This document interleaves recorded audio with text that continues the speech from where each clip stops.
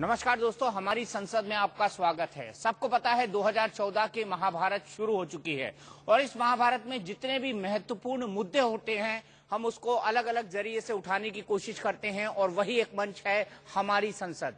आज का हमारा मुद्दा एक ऐसा मुद्दा है जिस पर देश से पिछले 6 से 6.5 दशक से बहस चली आ रही है। वो ये है कि क्या धर्म का राजनीति में इस्तेमाल होता है और क्या एक घालमेल, क्या एक कॉकटेल एक बेहद खतरनाक है भारतीय सेक्युलर समाज के लिए। इसी मुद्दे पर हम बहस करेंगे। हमारे साथ दो बड़े वरिष्ठ नेता जुड़े हुए हैं। बीजेपी की तरफ से विजय जौली हमारे साथ हैं और साथ ही साथ कांग्रेस में गुजरात विधानमंडल दल के में विपक्ष के नेता रहे शक्ति सिंह गोहिल साहब, कांग्रेस की जानी मानी आवाज, ये हमारे साथ है। हमारे साथ तमाम धर्म और संप्रदाय के लोग यहाँ पर जुड़े हुए हैं, अपनी अपनी जगह पर बहुत महत्वपूर्ण ओहदा रखते हैं, बहुत महत्वपूर्ण पोजीशन रखते हैं। लेकिन जैसे कि हमारी संसद का नियम है, हमारी संसद का नियम ये है कि आप तमाम लोग सवाल पूछ सकते हैं, आप तमाम लोग खुलकर बहस कर सकते हैं किसी मुद्दे पर। हमारे अतिथियों से पूछ सकते हैं, चेयर से पूछ सकते हैं, विजय जौली जी से पूछ सकते हैं, गोहिल साहब से पूछ सकते हैं। लेकिन सबसे पहले 2-2 मिनट का और संजय इस टाइम को काउंट करेंगे। हमारे साथ हमारे सहयोगी संजय जुड़े हुए हैं, वो इस टाइम को काउंट करेंगे।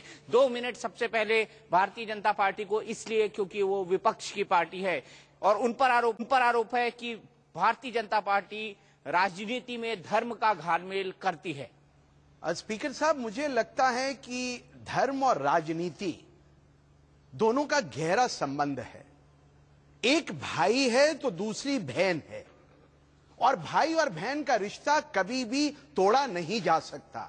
मेरा मानना है इस संसद में जो साधु समाज के प्रज्ञाता बैठे हैं मैं उनको प्रणाम करता हूं और जो मौलवी यहां पर हैं मैं उनको सलाम करता हूं और जो सिख जगत का प्रतिनिधित्व करते हैं ऐसे समाज के अग्रणीय बंधुओं को भी सत श्री अकाल करता हूं। लेकिन ये सच्चाई है, राम के युग में रहा हो, चाहे दशरथ के युग में रहा हो, चाहे विक्रमादित्य के युग में रहा हो, बड़े बड़े साधु सन्यासी ऋषि मुनि तपस्वी और मेरा मानना है कि वो चाहे किसी भी समाज से हो, उन्होंने राज करने वालों को दिशा दिखाई है। क्योंकि मेरा मानना है ये इस समाज का प्रतिनिधित्व करने वाले जो धर्म के प्रज्ञाता हैं, धर्म का आगे उपासना करते हैं, वो दूध की तरह साफ है, हिमालय की तरह अक्षम है और उनके पास जाने के बाद ज्ञान का सृजन होता है, शिक्षा का प्रचार होता है और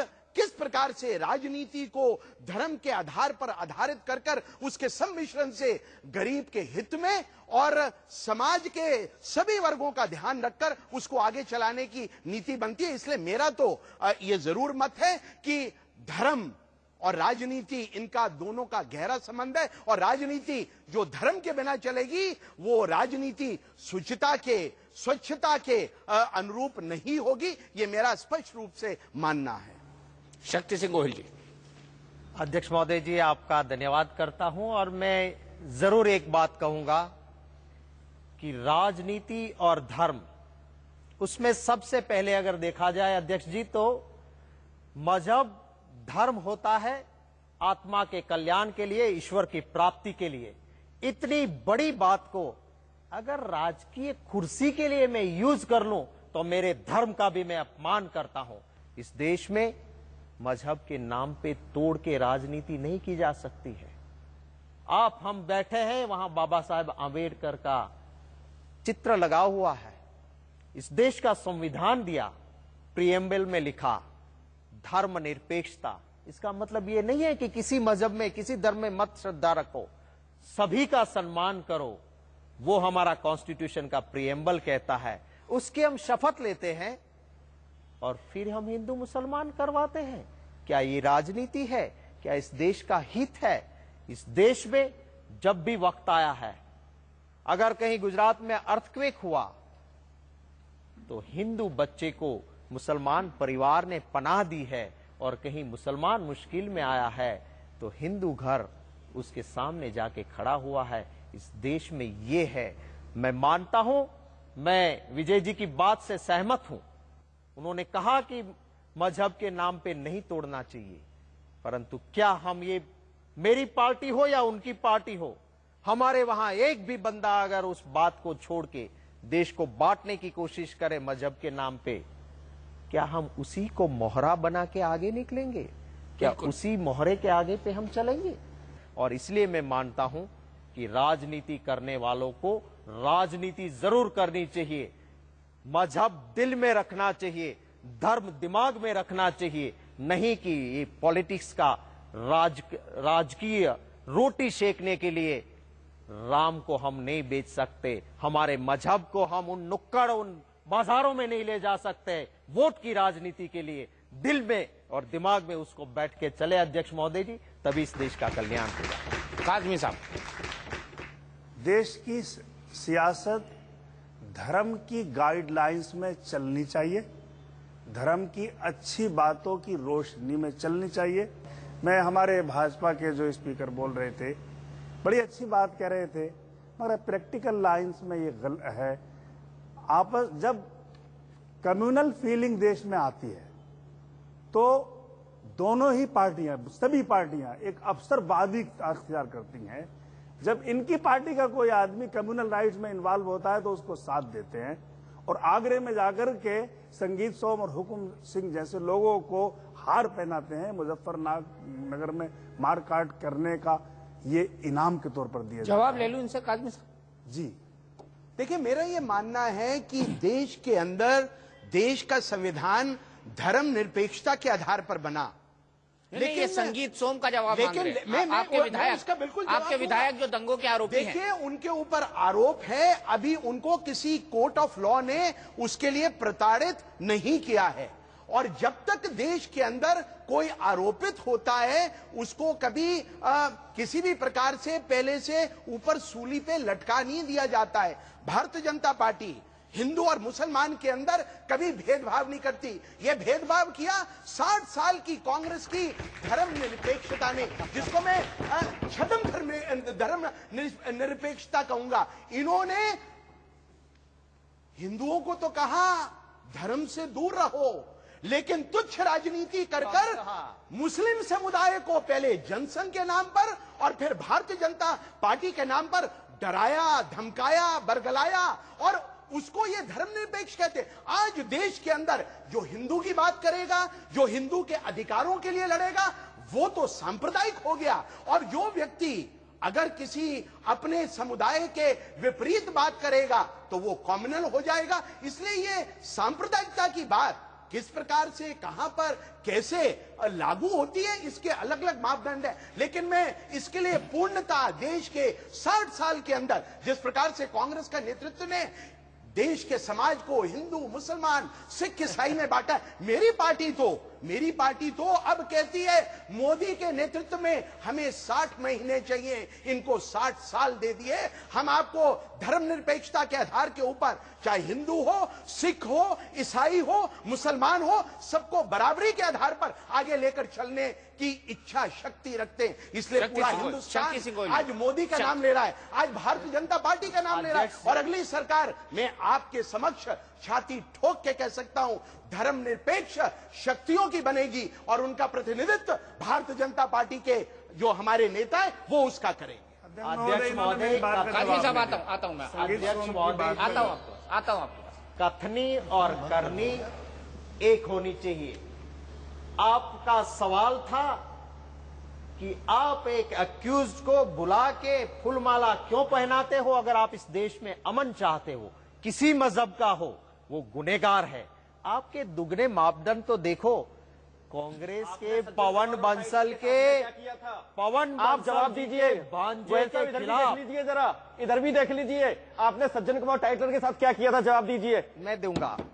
पवन बंसल सांसद बनाया। भांजे, ये तकलीफ होती है। 2800 सिख जी, आप बोलते थे, मैं चुप उस था। सज्जन कुमार को आप आपकी बोलते कांग्रेस थे, पार्टी ने उनको सांसद बनाया। विजय, बहुत सलाम है। एक-एक करके, और उसके बाद विजय जी एक-एक करके। इस देश को अगर एक रखना है अध्यक्ष महोदय जी, तो हमारी खुदगर्जी को साइड में रखना होगा। और धर्मगुरु भी हमें चाहिए, ऐसे चाहिए जो स्वार्थ के लिए नहीं, राजा की पीठ पे दंड मार सके। ऐसे धर्मगुरुओं को साथ रख के, चाहे ऐसे जो भी लीडर्स हैं, रिलीजियस लीडर्स, उसकी जरूर बात हमें भी माननी होगी ना। मेरी बात का जवाब नहीं मिला अभी तक। जी, क्या था आपका सवाल? मेरा था कि आपने टाइटलर जी के लिए और सज्जन कुमार जी के लिए, क्या आपने ये सब कुछ नहीं किया जो आप ये कर रहे हैं? क्या अंतर है आप दोनों में, मैं ये जानना चाहता हूँ। बहुत बड़ा अंतर है जी। किसी दंगे में या किसी अपराध में कोई आया हो, उसको फूलमाला हमने किसी स्टेज पे कहीं पे नहीं पहनाई है। आप दिखा दीजिए कि दंगे करने के लिए इनका सम्मान किया हो। अगर आप सभी विधायक का यूपी में मोदी की जनसभा में सम्मान करते, हम मानते कि ठीक है। आप उनको चुन के लाते हो जो दंगे में अक्यूज है, उनको फूलमाला पहनाते हो। हमने कभी ना किसी अक्यूज का सम्मान किया है और ना करेंगे, चाहे किसी मजहब का हो, चाहे किसी पार्टी का हो। मौलाना दहलवी साहब। अध्यक्ष महोदय, क्योंकि ये धर्म संसद है और यहाँ आदरणीय हमारे धर्मावलंबी बैठे हुए हैं, दासीन बैठे हुए हैं, मैं समझता हूँ कि संसद में जो बहस चल रही है वो उसका मौजू कहीं और जा रहा है। जी। मेरा अपना मानना ये है, जैसे आपने शुरू में अध्यक्ष जी कहा कि क्या भारत में राजनीति और धर्म एक साथ चल सकता है या नहीं। हमारा कहना यह है, क्योंकि भारत में क्या हिंदू हो या मुसलमान या किसी भी समुदाय, क्षेत्र और जात का हो, धर्म हमारी आस्था का प्रश्न है। धर्म पे अगर हम मजबूत हैं तो फिर हम कोई भी कार्य बड़ी आसानी के साथ करते हैं, उसमें राजनीति भी एक चीज है। परंतु परेशानी यह है कि पिछले कुछ वर्षों के अंदर हमने धर्म का राजनीतिकरण किया और राजनीति का धार्मिकरण किया, जिससे सारी चीजें खराब भी हुई, हालात हुई। मैं एक भारतीय मुसलमान हूं और भारत का मुसलमान होने पे मुझको पूरा गर्व है। भारत की संस्कृति, सभ्यता, रामायण और महाभारत पे मुझको उतनी आस्था जितनी हिंदुओं को भी है। परंतु जब मैं ये देखता हूं कि मैं जिस परिवार से आता हूं, मैं एक सैयद हूं और मैं जिस जमाने में शाहजहां ने जामा मस्जिद को बसाया था, उसने एक ऊंची पहाड़ी पे सैयद और ब्राह्मणों को बराबर बराबर बसाया था।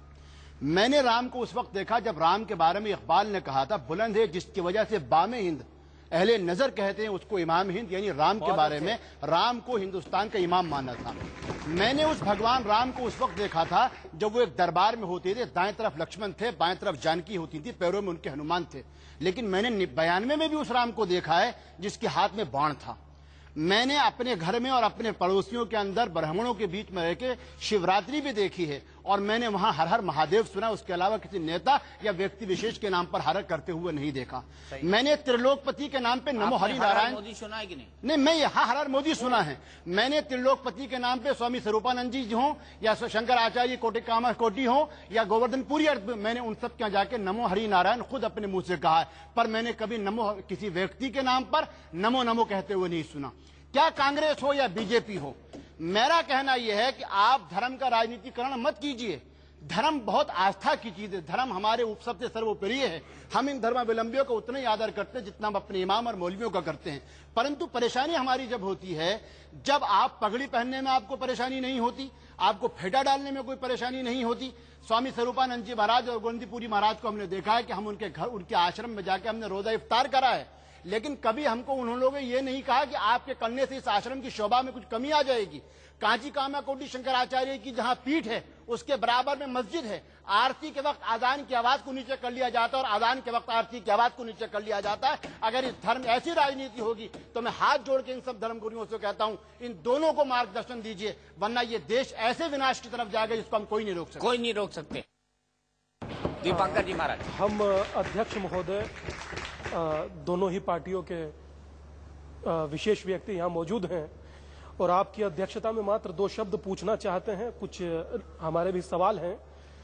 हम बड़े ही सम्मान के साथ पूछना चाहते हैं कि आप सब लोग कहते हैं कि धर्म से राजनीति को अलग रखिए और आप धर्मनिरपेक्ष हो जाते हैं। निसंदेह आपको जिस समय जरूरत होती है उस समय आप धार्मिक, बाद में आप धर्मनिरपेक्ष हो जाते हैं। यह बेसिक शुरू से स्वभाव बन गया है राजनीति का। जैसे कि शक्ति भाई ने कहा था, मैं बहुत अच्छा लगा, पीछे से धर्म गुरु जो होता है 3 बार दंड मारता, बोले ऐसे नहीं ऐसे कर। आप ये तो बताइए कि आज की सियासत में आप किसी धर्म गुरु की सुन रहे हैं? आज तक आपने किस धर्म गुरु की सुनी, और जिसकी सुनी आज उसी को तबाह नहीं कर दिया? पिछले 60 साल का क्या नतीजा है कि देश में भ्रष्टाचार आज चरम पर है। देश की क्या स्थिति है कि यहां पर हर 27वां आदमी बेरोजगार है। देश की क्या स्थिति है? आप कहते हैं कि धर्म की जरूरत नहीं। कैसे जरूरत नहीं है? अगर जो धर्म के तत्वाधान में राजनीति चलती है तो राम राज्य स्थापित होता है, जैसे कि अभी हमारे देलवी भाई ने कहा। और जिस समय धर्म से विहीन होकर के राजनीति चलती है तो राजनीतिक क्षेत्र में तो विनाश होता ही होता है, राज्य का भी विनाश होता है। तो आप कैसे धर्म से बचा सकते हैं उसको? धर्म आत्मा है, राष्ट्र देवता है और मनुष्य है उसकी आत्मा। आप आत्मा को मार चुके हैं। आप किस तलहटी पर चल रहे हैं? मुझे तो ताज्जुब होता है कि तुम्हारे पांव के नीचे जमीन नहीं। गजब यह है कि फिर भी तुम्हें यकीन नहीं। 84% हिंदू को आप इग्नोर कर रहे हैं। आप हिंदुस्तान को इग्नोर कर रहे आरोप हैं। लगा रहे हैं, आरोप नहीं लगा रहे, आप आरोप लगा रहे हैं। और दोनों पार्टियों के नुमाइंदों से इस बात का आंसर चाहते हैं कि हिंदुस्तान में हिंदुत्व है, और हिंदुत्व है तो कहां? और मानो कि अगर जो यही राष्ट्र है तो उस राष्ट्र की आत्मा बची है या वो भी मार डाली सोने की चिड़िया कहा जाने वाला देश। सोना कहां चला गया? चिड़िया कहां उड़ गई? बची भी है या समाप्त हो गई? मैं आता हूं महामंडलेश्वर जी, मैं आता हूं। सबसे पहले महामंडलेश्वर जी, मैं 1 मिनट में आपके पास आ रहा हूं। बड़ा क्विकली इनका जवाब ले लूं क्योंकि बड़ा मौजूद सवाल उठाया है। विजय जावली जी, बड़ा सीधा सा, हिंदुत्व मोदित्व में बदल गया है आपकी पार्टी में। देखिए, जिस प्रकार का वातावरण देश के अंदर है और देश की जनता का विश्वास, चाहे राजनीतिक क्षेत्र के हों, चाहे सामाजिक क्षेत्र के हों, और धार्मिक क्षेत्र के मौलवी हों या मेरे महात्मागण हों, सबका विश्वास भारत की आस्था और भारत को मजबूत करने के अंदर है। कोई धर्म नहीं सिखाता गोयल साहब 2G स्कैम करो, कोई धर्म नहीं सिखाता कोयला खा जाओ, कोई धर्म नहीं सिखाता आप धर्म के नाम पर मुसलमानों को कहो अब तो मोदी आ रहा है बच्चों कहां जाओगे। मुसलमानों को डराना, धमकाना और उनको 60 वर्ष तक पिछड़ा रखना, उसके लिए मैं कांग्रेस पार्टी और उसके नेतृत्व को उसका दोषी मानता हूं। लेकिन विजय बाबू, मौका तो दो, विजय बाबू हमें इतना मौका बता दो। मैं इसलिए ये बात कह रहा हूं। आपसे काउंटर सवाल है विजय बाबू, राहुल गांधी को भी देखा है, विजय भाई और सुनिए मैंने तो सही। दिग्विजय को भी देखा है, मैंने मुलायम सिंह विजय भाई, देखा है, और मैंने उनके सहयोगी विजय भैया, मैंने मायावती जी को भी देखा है, मैंने दीदी ममता जी को भी देखा है। वो मस्जिद में जाकर इबादत करते हैं, मुझे उसके ऊपर कोई आपत्ति नहीं है। लेकिन ये सेकुलर राजनेता मेरे मंदिर में आके भी सजदा करे, नमस्कार करे। विजय भैया सुनिए तो सही, सेकुलरिज्म की खुशी होगी। विजय बाबू सुनिए तो सही, आप सुनिए तो सही। लेकिन कसम से हमें इस बात का ताज्जुब है कि आप लोग अपना पेशेंस खो देते हैं। आप सुनिए तो सही, कब से हम लोग गुहार लगा रहे हैं। आप बिल्कुल आप सुनिए आप सुनिए तो सही। कांग्रेस के मित्र अगर कसम से 60 साल तक देश के अंदर जिस प्रकार आप ऐसी मुसलमान को लड़वाते रहे हैं, आपसे उन्होंने सही प्रश्न किया। आप सुनिए तो सही। सज्जन कुमार को विजय भाई, आपने सदन की राय है कि विजय जावली को जवाब देना चाहिए। विजय जावली को जवाब देना चाहिए। सच्चाई है जॉली जी, आप अपनी बात का जवाब नहीं दे रहे हैं। 84% भैया क्या कर रहे हैं बताइए, दोनों ने जवाब विजय भैया, राम राज या मोदी देलवी भाई, चलिए इसी का जवाब दीजिए। मोदी के राज्य में ही राम राज्य आएगा और हिंदू और मुसलमान, सिख और ईसाई हर हर महादेव क्यों नहीं होता है? हर हर मोदी को होता है। विजय भैया, हर हर महादेव क्यों नहीं होता? यहाँ पर एक आवाज उठी। लेकिन सबको समान। विजय भैया एक घंटे से रोक रहे हैं, बताओ रुकने को तैयार नहीं हो भाई, ऐसे कैसे राजनीति? शक्ति सिंह गोयल जी जवाब दे रहे हैं। विजय शक्ति भाई एक बार इनसे भी लेते हैं, फिर आएंगे। शिवांगा जी की सुन लीजिए। हमें सिर्फ इतना बता दीजिए कि आपने कहा कि 2G की इजाजत नहीं, बिल्कुल नहीं, स्कैम की इजाजत नहीं, बिल्कुल नहीं। आप ये बताइए कि जिस व्यक्ति ने आपके ऊपर 58 मुकदमे लदवा लिए, आप उस वेदांती को इग्नोर करके आज जेल में तो भिजवा रहे हो। उस वेदांती को आज इग्नोर क्यों किया? चिन्मय आनंद को इग्नोर क्यों किया? मुझे इस बात का जवाब चाहिए कि सियासत में धर्म का इस्तेमाल कीजिए। आप ये तो बताइए कि धर्म को कैसे आप उपेक्षित बना सकते हैं, और कौन सी सियासत ऐसी है जो हिंदुस्तान में धर्म से ऊपर हो? और अगर जो धर्म से ऊपर सियासत होगी तो निसंदेह धर्म दंड ही नहीं लगेगा, धर्म से दंड मिलेगा, निसंदेह मिलेगा। देखिए, आपने जिन धर्म गुरुओं का नाम लिया है मैं उनका सम्मान करता हूं। हाँ, ये जरूर हो सकता है पार्टी के राजनीतिक घटनाक्रम के अंदर हम या मेरी पार्टी उनको लोकसभा के लिए नामांकित नहीं कर सकती होगी, लेकिन उनके प्रति हमारे मन का आस्था, विश्वास और आदर वो कभी कम नहीं हो सकता। मतलब के मीठा मीठा गप गप, कड़वा कड़वा थू। जो पैरा सवाल है उनके लिए आपके पास जगह है। जो आपकी पार्टी के लिए 20 साल से काम कर रहे हैं उसके लिए जगह नहीं है, उसके लिए सीट नहीं है आपके पास। जो आज नए नए कैंडिडेट आ रहे हैं उनके लिए आपके पास सीट है। परिभाषा को समझना, ये पैराशूट कैंडिडेट लेके आ रहे हैं, दिल्ली में लेके आ रहे हैं, बॉम्बे में लेके आ रहे हैं, कलकत्ता में लेके आ रहे हैं। पर नहीं आप आए हैं। महामंडलेश्वर सुनिए, आत्मना प्रतिकूलानी परेशान न समाचरित, ये धर्म की शाश्वत परिभाषा सार्वभौम है जो हमारे भीष्म पितामह के द्वारा कही गई थी। हम दूसरों के साथ में वह व्यवहार न करें जो हमें अपने लिए पसंद है। Do not do to others what if done to you will dislike. ये धर्म की परिभाषा थी और इसलिए दिया साथ एक वाहन को जो पता नहीं मुझे पसंद हो, ये गुजरात में कहा जाता है। मतलब धर्म का मतलब ये नहीं है केवल मंदिर जाना, मस्जिद जाना, गुरुद्वारा जाना, चर्च जाना। धर्म मंदिर से शुरू होता है, मस्जिद से शुरू होता, समाप्त नहीं होता। धर्म रामायण से शुरू होता है, गीता से समाप्त होता है। और आपको अब ये बताना आवश्यक समझता हूं, हमारी आजादी गीता ने दिलाई, रामायण ने दिलाई। और गीता के नाम पर अंग्रेजों को ये पता नहीं था गीता कौन से नाम की महिला है, अरेस्ट वारंट निकाल दिया था। और अंत में वो अरेस्ट वारंट पता लगा गीता कोई महिला नहीं, ये भगवान की चिरंतर वाणी है। तो उन्होंने अपना वो वारंट वापस लिया और गीता को गले में लगा करके भगत सिंह लटके थे और बहुत से हमारे सेनानियों कुर्बानी दी थी। तो गीता मतलब सर्वधर्म, रामराज की परिभाषा क्या है? सब धर्म करें, सब नर करें परस्पर प्रीति, चले स्वधर्म निरस्त सुनीति, सब गुणज्ञ पंडित सब ज्ञानी, नर और नारी चतुर सब गुनी, अल्प मृत्यु कम न हो पीरा, सब सुंदर से ब्रुज शरीरा, रामराज बैठे त्रलोका, हर्षित भय गए सब शोका, दैहिक दैविक भौतिक तापा, रामराज नहीं काहू व्यापा। ये धर्म की परिभाषा थी। संप्रदाय अलग है, सुनिए, संप्रदाय इंसानों के द्वारा शुरू किया जाता है, धर्म सार्वभौम है, अपौर से है, जिसे भगवान ने शुरू किया वो धर्म, जिसे उनके सन ऑफ गॉड ने, उनके पैगंबरों ने, तीर्थंकरों ने शुरू किया वो पंथ है, वो संप्रदाय है। इसे संप्रदाय निरपेक्ष हमारा देश है। धर्म तो एक था, एक है, एक ही रहेगा, धर्म दो नहीं होता। बिल्कुल बिल्कुल सही बात बोली आपने। शक्ति सिंह महामंडलेश्वर जी ने जो बात की, बहुत बढ़िया बात की। आप राम राज्य की बात करते हो, वो दशरथ थे जिन्होंने कहा कि सिंहासन नहीं वन में जाओ, और वो राम थे जो सिंहासन छोड़ के वन में गए। और एक मोदित्व है, अडवाणी को कहते हैं कि तू घर जा, मैं चाबी छीन लूंगा, तुझे गांधीनगर या भोपाल मैं तय करूंगा, तू कौन सा बुजुर्ग है, तेरा अपमान मैं करूंगा। ये मोदित्व है, ये हिंदुत्व नहीं है। जवाब देते फिर फोरम खुला है, जवाब देते फिर फोरम खुला है, जवाब देते फिर फोरम खुला है। हुए स्पीकर साहब, 1984 में दंगे हुए दिल्ली के अंदर 2879 सिक्कों को कांग्रेस के नेताओं ने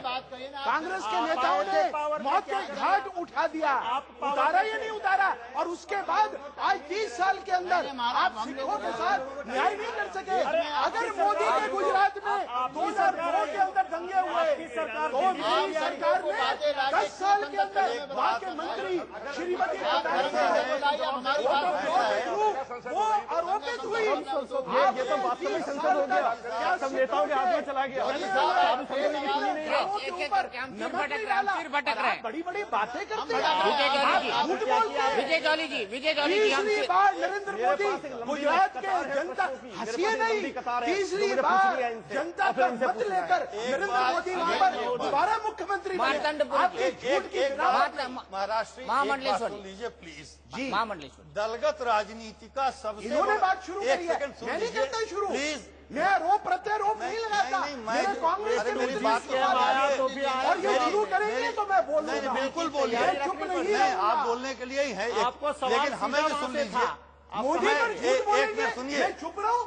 अरे एक मिनट, 30 साल हो गए अरे भाई, सरदारों के हत्यारे आज भी कांग्रेस पार्टी में। आप बताइए, सज्जन कुमार जगदीश शेट्टर, HKL भगत, क्या किया आपने? राजनीति करी, आपने लाशों पर राजनीति करी। एक बात मुझे, आपने लाशों पर शांति शांति, एक एक करके प्लीज, एक एक करके पहले महाराजा मार्तंडपुरी चक्रपाणी महाराज निवेदन कर रहा हूँ। शुक्ला जी, चक्रपाणी जी एक मिनट मुझे दे दें। दलगत राजनीति का सबसे बड़ा दुर्भाग्य है कि अपने दल के बुरे को भी अच्छा कहना आपका धर्म है और दूसरे के अच्छे को बुरा कहना है। आपके जीवन में धर्म और सत्य है ही नहीं। आपके जीवन में केवल वोट है और भारत देश नहीं संदेश रहा है, और यह संदेश व्यक्त होता रहा है ऋषियों के माध्यम से, गुरुओं के माध्यम से। बिल्कुल। और आजादी भी इसलिए मिली थी कि इसके पीछे आध्यात्मिक भाव था। आजादी के बाद हमने यह पूरा दर्शन खोया। सभी जिम्मेदार हैं।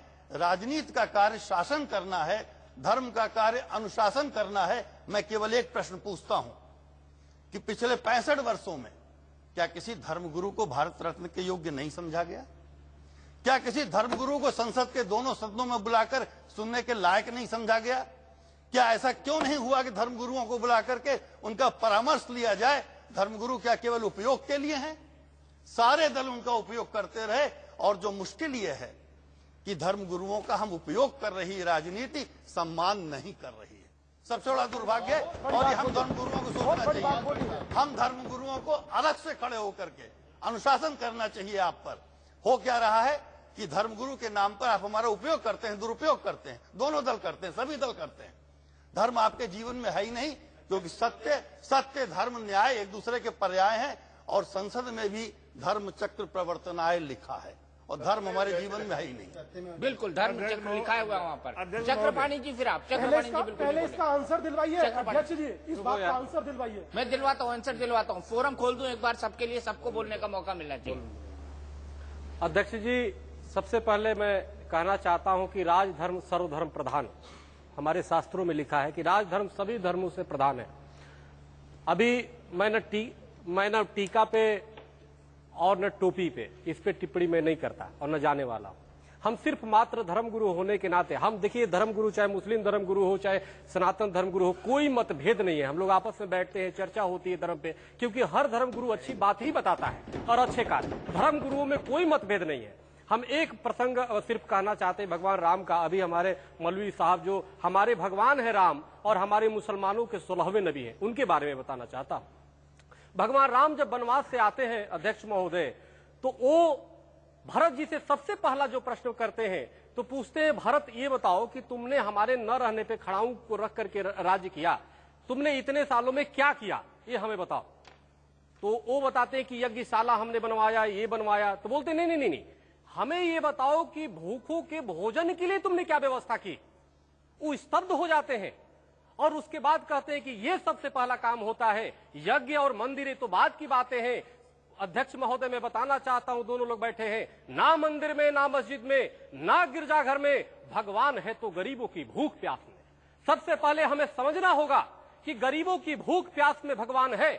हमें हमारा राजधर्म सिखाता है। आज आजादी के इतने सालों के बाद आज फूड बिल पास हो रहा है, उसी पे चलते हुए संत समाज द्वारा आप भंडारे के माध्यम से आप देखते हैं कि संत समाज जहां भी आश्रम, जहां भी मंदिर है, वहां पे सबसे, और जहां पे धर्मगुरु है, वो भंडारे के माध्यम से लोगों को पालने का काम करते हैं, समाज को पालते हैं। आज तो राजनीतिज्ञों ने आज फूड की सवाल यह है कि गांधी जी, हमारे महात्मा गांधी का पोस्टर लगा हुआ है, राष्ट्रपिता है। महात्मा गांधी भी कहा करते थे कि देश आजादी के बाद सबसे पहला जो काम करेंगे शराबबंदी कराएंगे। आज मुसलमान भी चाहते हैं कि देश से शराबबंदी हो, कुरान में उसको एकदम नापाक कहा गया है। और हिंदू भी चाहता है, शराब की वजह से, शराब पी करके बसों में जो कांड हुआ था, रेप कांड, शराब की वजह से काफी 80% अपराध शराब के कारण होता है। लेकिन पार्टियों द्वारा क्यों नहीं शराब पे प्रतिबंध लगा। आज गौ को सभी माता मानते हैं, चाहे हिंदू हो मुसलमान हो, सब उनके आदर करता है, क्योंकि गौ दूध जो है सबके लिए महत्व रखता है, नौनिहालों के लिए आवश्यक रखता है। लेकिन गौ हत्या क्यों नहीं रोकी गई। आज गंगा की बात है, यमुना की बात है, गंगा और यमुना नदियां सूखती जा रही है अध्यक्ष जी, और गंगा यमुना पूरे देश के लिए आवश्यक है। सभी वो गंगा यमुना है, आपकी बात सुन ली, आपकी बात सुन ली चक्रपाणी महाराज जी, आपकी बात सुन ली। निश्चित रूप से सभी पार्टियों को मिलकर के धर्म सम्मत ये कार्य करना चाहिए, क्योंकि राजधर्म सबसे बड़ा सर्वोपरि धर्म है और सेवा का एक सबसे बड़ा अच्छा माध्यम है। क्योंकि आचार्य चाणक्य से लेकर अति चक्र चूड़ामणि पात्री जी ने राजनीति की सत्ता को स्वीकार किया था। इसलिए हम इन सभी हमारे लिए सम्मानित हैं। हम उनको कहेंगे एक धर्म गुरु होने के नाते कि इस पे विशेष रूप से कार्य करें, विशेष रूप से कार्य करें। हमारी संसद में फिलहाल वक्त है ब्रेक का। मैं आपके साथ तुरंत आ रहा हूं मौलवी साहब, तुरंत मैं आपके पास आऊंगा। फिलहाल लेंगे एक ब्रेक और ब्रेक के बाद तो हमारी संसद में हमने पिछले ब्रेक में बात की कि किस तरीके से, किस तरह से धर्म का राजनीति में इस्तेमाल होना चाहिए या नहीं होना चाहिए, इस पर हमारे धर्मगुरुओं और राजनीतिक पार्टियों का कहना है। लेकिन एक बड़ी बात थी, जब भारत की राजनीति थी मंडल और कमंडल की, उस पर भी हम हमारे एक्सपर्ट से बात करेंगे। लेकिन क्या कमंडल की राजनीति अब पीछे छूटती जा रही है? क्या 2014 के चुनाव कमंडल की राजनीति को पूरी तरह से विराम लगा देंगे? ये इसलिए कि उत्तर प्रदेश के अभी तक के जितने भी टिकट डिस्ट्रीब्यूट हुए हैं, भारतीय जनता पार्टी ने एक भी भगवाधारी को टिकट नहीं दिया है। ऐसा क्यों? विजय जौली जी, सीधा सवाल। चिन्मयानंद जी को टिकट नहीं दिया ना? जनता पार्टी चिन्मयानंद जी को नहीं मिला, वेदांती जी को नहीं मिला। साथ में एक बात और जोड़ देते हैं विजय जी, कि जिस देश में देववाणी कही जाती है संस्कृत, आज उस संस्कृत का देश से नामो निशान किया। चलिए इस पर आएंगे, इस पर आएंगे, इस पर आएंगे, इस पर आएंगे। इन्होंने जो बात कही मैंने उसको नमस्कार किया और उसको एक्सेप्ट किया। लेकिन भारतीय जनता पार्टी अयोध्या और यूपी के अंदर राम मंदिर बने उसके लिए आज भी कटिबद्ध है। किसी साधु सन्यासी को टिकट नहीं मिला हो, इसलिए मैं अपनी आस्थाओं की बात कर रहा हूँ। काउंटर। अपनी आस्थाओं के विजय जी काउंटर, एक मिनट, काउंटर के नाते भारतीय जनता पार्टी का एक प्रवक्ता होने के नाते मेरे से जो बात पूछी गई, अरे विजय जी के ऊपर मैं स्पष्टता दूंगा। विजय जी मंदिर अयोध्या में बनेगा, ये सब जानते हैं। अध्यक्ष राम महोदय, मंदिर अयोध्या ये सब जानते हैं। और ये बताएं, मैं इनसे पूछता हूँ, राम राज से मोदी राज तक ले आए, क्यों इनके प्रधानमंत्री के लिए अयोध्या से चुनाव नहीं लड़ा? क्या राम से इतने भयभीत हो गए ये? देखिए, काजमी साहब एक मिनट हमें आपसे किसी प्रकार के दिशा निर्देश की आवश्यकता। अरे आप भारतीय जनता पार्टी अभी तो आप लेती है, अभी हाउस लेती है। अभी तो आपने कहा कि धर्मावलंबियों से आप आदेश, ये तो आप खुद पलट रहे हैं अपनी बात से। का इलेक्शन बोर्ड उसके ऊपर निर्णय लेता है, कोई एक व्यक्ति नहीं। धर्मगुरु अभी तो आपने कहा धर्मगुरु। विजय जी काउंटर है यहाँ पर, विजय जी काउंटर है यहाँ पर, विजय जी बड़ी जिम्मेदारी के साथ कहना चाह रहे हैं, आज आपकी कमेटी है, आपकी पार्लियामेंट्री बोर्ड है, आपका सब कुछ है किससे? हमसे।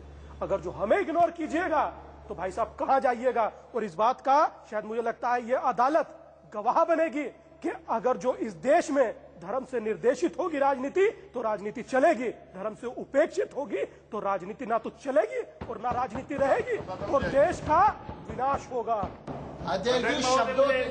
देखिए, मुझे अब एक सवाल करना है। अभी इन्होंने राम मंदिर का जिक्र किया कि पीछे सरकार में जब थे इन्होंने कभी राम मंदिर का नाम तक नहीं लिया, राम मंदिर बनाया तक नहीं। अभी स्वामी चक्रपाणी ने गांव खुशी की बात कही। मुझे अच्छी तरह याद है 2006 में यूपी में एक फेक सीडी तकसीम की गई थी इनकी पार्टी की तरफ से, जिसमें गांव खुशी का पूरा इल्जाम लगाया गया था। और वो तो खुदा का शुक्र है कि वो सीडी पूरे यूपी में नहीं गई, वरना पूरे यूपी में आग लग जाती। वो सीडी पूरी तौर पर फेक साबित हुई। इलेक्शन कमीशन बहुत पुरानी बात है, बहुत पुरानी बात है। मेरा 2006 की बात पे हमको नहीं जाना चाहिए और ये एक भड़काऊ बात होगी, माफ कीजिएगा। मैं रोकूंगा, इससे आगे चलिए आप। सिर्फ मैं इतना चाहता हूँ कि राम को लोग बकस दे, इस संत समाज राम मंदिर बना लेगा। बहुत अच्छे। हाँ, और आशाराम को राम की, और दूसरी बात आशाराम को उसका ही बता दीजिए। तो आपने आशाराम को आप नहीं छोड़ोगे, आशाराम भी बाहर आ जाएंगे, चिंता मत करिए। दूसरी बात, हम तो देखो दिवाले की बात करते हैं, चाहे जो मुस्लिम गुरु हैं अपनी मस्जिद की बात करते हैं, लेकिन कोई तो कहता है जो राम मंदिर की बात है कि दिवाले से पहले शौचालय। इनको माफी मांगनी चाहिए, सार्वजनिक माफी मांगनी चाहिए थी। जो संत समाज कहता है सबका भला हो, शेम एक नेता कहता है कि सबका, ये अपने कार्यकर्ताओं को निर्देश देना चाहिए कि इस तरीके की चीजें ना हो। कम से कम ये आपकी जिम्मेवारी बनती है विजय जॉली जी। मैं जवाब दूंगा अभी इनकी बात का, इनको बात पूरी बिल्कुल। मैं जवाब नहीं, हम चाहते हैं कि उसमें करेक्शन करें। जवाब, हाँ बिल्कुल, जवाब देखिए तो करेक्शन करेंगे। जवाब नहीं सुनने वाला 6 सालों तक रहे मंदिर के लिए, क्या क्या पूरा देश ने देखा है और आपसे कोई आशा नहीं। और जनता ने कितना वोट दिया था? मिनॉरिटी गवर्नमेंट थी, मिलावट की गवर्नमेंट चला रहे थे वाजपेयी जी। अब 272 सीटें लाके दिखाओ और हिंदू समाज अगर मोदी और भड़कावी बात कर रहे हैं, समर्थन में होगा, हम आपको मंदिर बना के दिखाएंगे। भाई, मुसलमानों ने नहीं कहा था कि हज हाउस में सब्सिडी दो, मंदिर के नाम पे गए तो हमने तो कहा हमारे लिए तो हिंदू मुस्लिम सिख ईसाई दुनिया भर में एक देश बता दो हज को सब्सिडी मिलती हो। विजय जॉली जी आपसे भी पूछ रहा हूँ, दुनिया में एक देश बता दो जहाँ हज को सब्सिडी मिलती है। यहाँ पर एक देश बता दो दुनिया का, भारत के अलावा। मिली जुली सरकार ने काम किया। इनका संसद में नहीं बोलने दे रहे हो तो वहाँ क्या बोलने दो? हमारी संसद, ये तो पार्लियामेंट है, सबको अपनी बात रखने का अधिकार है। अध्यक्ष महोदय, या इन्हें हिंदुओं की चाहत है न मुस्लिम से अदावत है। इनका धर्म सदियों से तिजारत था, तिजारत है, मत व्यवसाय है, जिसका पूरी कोई भी संत समाज हो सब विरोध करेगा, पूरे देश के लोग विरोध करेंगे। सवाल इस बात का है कि जिन बिंदुओं पे होना चाहिए उन बिंदुओं से ये लोग हट करके और बार बार जो धर्म का वो मजाक उड़ाते हैं, इसे कदापि संत समाज बर्दाश्त नहीं करेगा। तो निश्चित रूप से हमें कहना चाहते हैं कि धर्म से बकस दो, ये धर्म गुरु अपने अपने धर्मों को संभालने के लिए काफी है, कृपया राजनीति को धर्म में मत लाओ। मैं इसमें विवेकानंद ने कहा था, महामंडलेश्वर जी, धर्म का अनुशासन राजनीति पर रहेगा तो धर्म दुनिया को शांति, विश्व शांति देगा, और राजनीति धर्म में राजनीति आएगी तो खत्म चलेगा। बिल्कुल सही। तो हम धर्म में राजनीति नहीं चाहते, राजनीति पर धर्म का अनुशासन होना चाहिए। सुनिए एक बात और, आत्मा शरीर से निकल जाएगी, महामंडलेश्वर जी, उसके बाद आत्मा शरीर से निकल जाएगी तो शरीर का क्या होगा? मर जाएगा, जड़ हो जाएगा, शव हो जाएगा। इसी प्रकार आत्मा धर्म है और राजनीति शरीर है।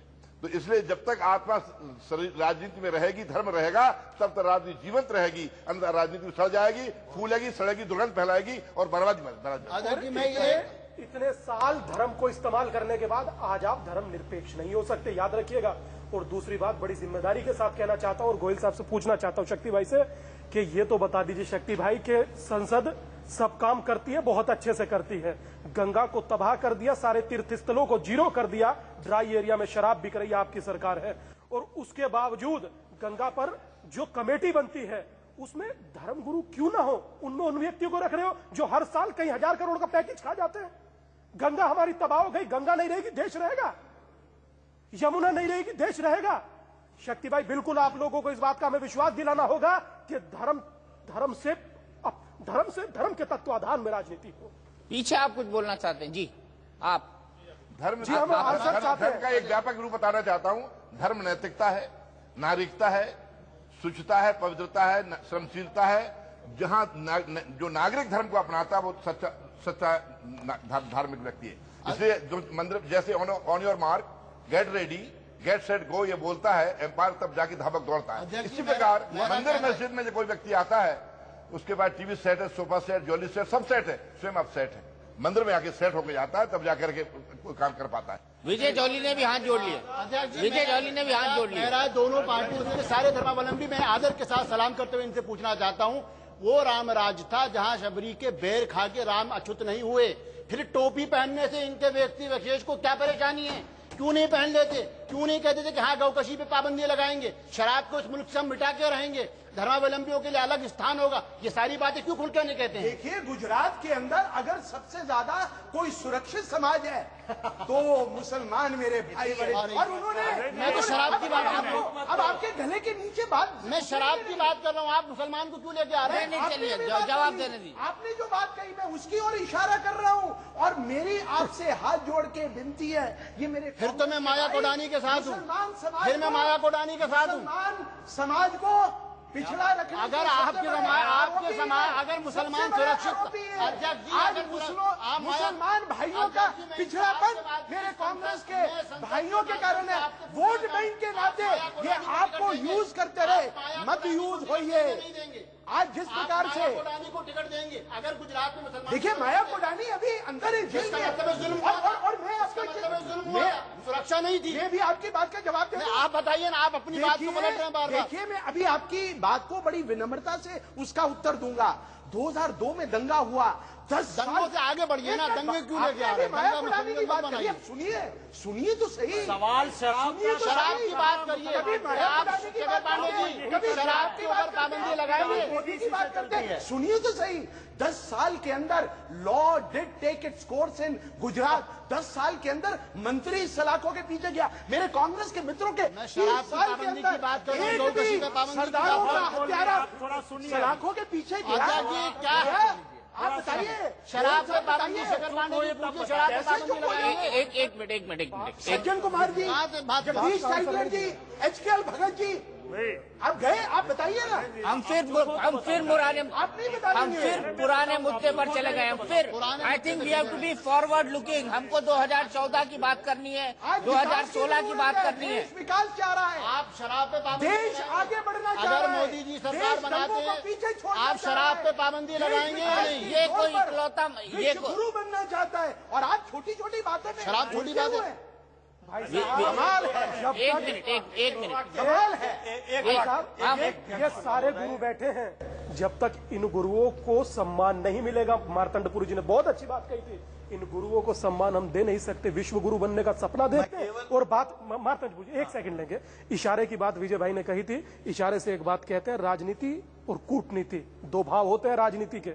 राजनीति वो थी जो सिद्धांतों पर चलती थी और कूटनीति वो थी विजय भाई जो इशारों पर चलती थी। दुख की बात यह है कि सिद्धांत अब बचे नहीं, इशारे जालिम कोई समझ नहीं रहा। A little knowledge is a very dangerous thing. आगे इसके खतरनाक परिणाम होंगे। मैं केवल एक बात मार्तनपुरी जी, मार्तनपुरी जी, एक मिनट मार्तनपुरी जी, फिर मैं आपके पास आ रहा हूँ। मैं फिर आ रहा हूँ, आपके पास आ रहा हूँ, इतना वक्त जाया कर रहे हैं। अभी कहा आदरणीय ने विश्व गुरु बनना है।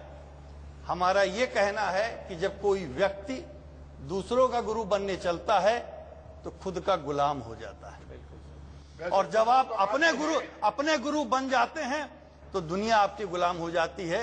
राजनेता किस विश्व गुरु की बात कर रहे हैं? ये किसी को माने तो अपने गुरु पहले खुद बनिए, अपने भीतर सत्य और धर्म स्थापित करिए। अपने गुरु बनने के बाद ही दुनिया आपको गुरु स्वीकार करेगी। कंक्लूडिंग पॉइंट पर आते आते मैं फिर से अपने दोनों मुअज्जिज मेहमानों की तरफ चलूंगा। सबसे पहले भाई शक्ति सिंह गोहिल जी। शक्ति सिंह गोहिल जी, कांग्रेस पर यह आरोप लगातार बीजेपी लगाती रही है, कई पार्टियां लगाती रही है कि धर्मनिरपेक्षता के नाम पर आपकी पार्टी, आपकी सहयोगी कई सारी पार्टियां धर्मनिरपेक्षता का हुआ दिखाकर, मोदी का हुआ दिखाकर मुसलमानों को डरा रही है। क्या ये सच है? जब कोई भी इंसान पैदा होता है वहां का सिटीजन बनता है, उसके हाथ में नहीं होता है। मैं चाइना में पैदा होता, चाइना का सिटीजन होता। इस दुनिया में सिर्फ एक हिंदुस्तान के मुसलमान है जिनके पास चॉइस थी कि हिंदुस्तान का सिटीजन बनूं या पाकिस्तान का, और उन्होंने ये तय किया कि मैं इस वतन का, हिंदुस्तान का सिटीजन बनूं। ऐसे मुसलमानों को क्या कोई डरा सकता है? अगर कोई ये कहता है कि हम डराते हैं तो वो भी इनका अपमान है, इनको कोई डराते नहीं है। पर जो हकीकत है आप उससे कैसे दूर भाग सकते हो? हकीकत यह है कि गुजरात में एकलबारा, मैं आऊंगा उसमें। गुजरात में एकलबारा की जगह है, जनाब कदीर पीरजादा वहां के गादीपति है, वहां पे गौशाला है, और वहां से हर मुसलमान के घर में दूध देने वाली नहीं, जो दूध देना बंद कर देती है उसको मुसलमान भाई उस गाय को मरने तक उसकी मां की तरह सेवा करता है। क्यों मोदी जी उसको नहीं सम्मानित करते हैं? और मुजफ्फरनगर में जो अक्यूज्ड है उसको सम्मानित करते हैं। आप क्या मैसेज देना चाहते हो? इस देश में बहुत सारे, अगर हम कहीं सही बात को लेके चलते हैं तो प्रॉब्लम होती है। हम चाहते थे चाहे मुसलमान कोई दंगा करता है तो उसको भी सजा होनी चाहिए, चाहे हिंदू दंगा करता है तो वो भी इस देश का दुश्मन है। और पार्लियामेंट जब चलने नहीं दिया आपने, पार्लियामेंट में काफी ऐसे बिल थे हम पास करना चाहते थे। 9 साल से ये मेहनत स्टैंडिंग कमेटी में कितने दिन रहे। हम ये भी नहीं चाहते थे कि इस देश में वो कानून आए कि जो कानून पार्लियामेंट के पास होने के बाद जिसके फार-फेच्ड इफेक्ट होते हैं वो कहीं ना कहीं इस देश के अंदर एक दाग बन के रह जाए। हम चाहते हैं कि इस देश में हिंदू मुसलमान भाई भाई बन के लड़े थे, तब इस देश आजाद हुआ था। आज भी क्रिकेट की टीम है, उसमें अगर हमारा हिंदू भाई और मुसलमान भाई, आज हमारा युवराज और इरफान खान, यूसुफ खान साथ खेलने जाते हैं, तब हम वर्ल्ड कप जीत के आते हैं। हिंदू मुसलमान करके इस देश को भी तोड़ेंगे, हम भी हारेंगे, ये देश भी हारेगा। जो धर्मगुरुओं की बात करते हो, मैं मानता हूं, मैं धर्मगुरु का सम्मान भी करना चाहिए, उनकी बात भी माननी चाहिए, पर उनको राजनीति में ले जाके उनको राजनीति से ऊपर रखना है, ये जरूरी है। ये क्या करते हैं भाजपा, चाहे हिंदू धर्म का कोई भी धर्मगुरु हो, यूज एंड थ्रो, उनकी बात यहां पर भी वो नहीं सुनने के लिए तैयार है। वो बोलते हैं तो कूद पड़ते हैं, उन्हें यहां भी धर्मगुरु को जो बोलने नहीं देते हैं, इस पार्लियामेंट में भी वो बाहर क्या धर्मगुरु का काम करेंगे। एक 30 सेकंड, मेरे पास वक्त नहीं है, 30 सेकंड।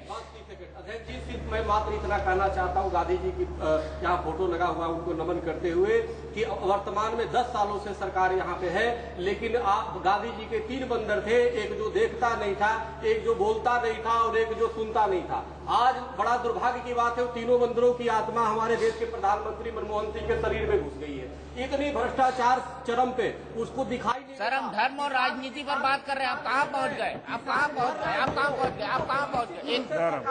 चक्रपाणी जी, मैं ये कहना चाहता हूँ, मैं अध्यक्ष जी मैं इतना जरूर कहना चाहता हूँ कि अगर वो इंसान अगर आंख बंद करके बैठता है चक्रपाणी जी, ये भाजपा निश्चित रूप से कुछ गलत कार्य किया है, काफी गलत कार्य किया है, जो धार्मिक भावनाओं को वो किया है, लेकिन ये सरकार में बैठी हुई सरकार महानपुंसक और बेकार सरकार थी। नहीं, ये शब्द का इस्तेमाल मत करिए, असंसदीय है, असंसदीय है। चक्रपाणी जी, मैं आपसे हाथ जोड़ के कहता हूँ कि अगर एक इंसान आंख बंद करके बैठता है। महामंडलेश्वर जी, 1 मिनट। अध्यक्ष जी, आंख बंद करके बैठने 20 वाला सेकंड शक्ति से इंसान बोलिए। तो अच्छा है, किसी महिला के पीछे आंख लगा के जासूसी करने वाले से तो वो इंसान है जो आंख बंद करके बैठे। वो इंसान मुंह बंद करने वाला अच्छा है कि जो इस देश में मुंह खोल के लोगों को मरवाता हो, उससे अच्छा है। अरे वो इंसान कान बंद करके बैठने वाला अच्छा है, जो इंसान सिर्फ नशा करवा के लोगों को ना बुलाए, वो मेरे लिए। आपने अपनी बात रख दी, जवाब मिल गया। विजय जॉली जी, आखिरी सवाल मेरा आपसे, 1.5 मिनट का वक्त है आपके पास, और जवाब सवाल ये है कि मोदी का नाम लेकर आप देश में मुसलमानों को छोड़कर हिंदुओं का वोट बटोरने की कोशिश कर रहे हैं, पोलराइजेशन की राजनीति कर रहे हैं धर्म के नाम पर। देखिए आदरणीय स्पीकर साहब, मैं अपनी बात को सिर्फ ये बात कह के विराम दूंगा, ना मैं हिंदू की बात करता हूं, ना मैं मुसलमान की बात करता हूं, मैं तो उस मोदी की बात करता हूं जो देश को विकास के धारा पर लेके जाना चाहता है, जो भ्रष्टाचार को समाप्त करना चाहता है, जो अपने राम राज्य के अंदर महिलाओं के ऊपर दिल्ली के अंदर बलात्कार हो जाए, मुख्यमंत्री जासूसी करता है। आपके राहुल गांधी कहां गए? दिल्ली में महिलाओं की राहुल गांधी जी का कोई नहीं कह सकता ऐसा। आप चुप रहे। आप अमित शाह जी का, अमित शाह की सीढ़ी देखिए, पर बढ़ना चाहते, जिनको रोजगार चाहिए, जिनको विकास चाहिए, जिनको शिक्षा चाहिए, जिनको अच्छे स्वास्थ्य की सुविधाएं चाहिए, और जो मुसलमान, सिख, हिंदू और सबको साथ लेकर आगे बढ़ सके, वो समझाइए मोदी को, थोड़ी अकल दीजिए इस बात की। नमस्कार करके उनको, आपकी बात उनको समझाइए, ज्ञान वर्धन लेकर पूरे देश को आगे बढ़ा सके, जो विकास की बात कर सके। मैं 2002 की बात नहीं करता हूं, मैं अरे विकास वो नहीं होता है जहाँ कर्जा बढ़ जाता है, असम की विकास बात नहीं वो नहीं होता है मैं जहाँ करप्ट मंत्री होता है। इतने लोग कांग्रेस राज्य के अंदर, दोनों लोग